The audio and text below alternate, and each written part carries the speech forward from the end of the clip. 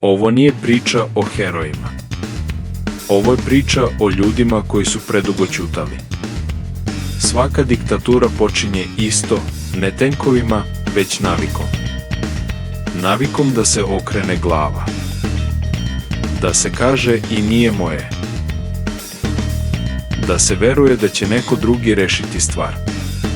Moć ne viče. Ona šapuće. Govori da je sve pod kontrolom, da je strah racionalan, da je poslušnost mudrost. Ali strah nije mir. I tišina nije saglasnost.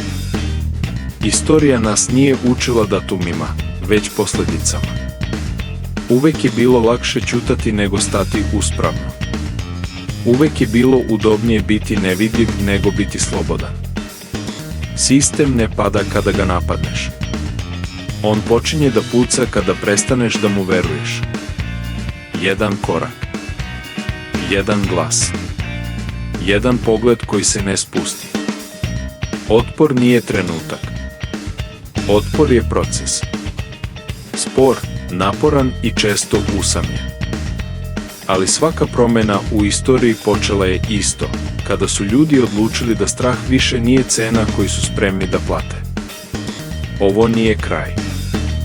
Ovo je sećanje da još uvek možemo da biramo.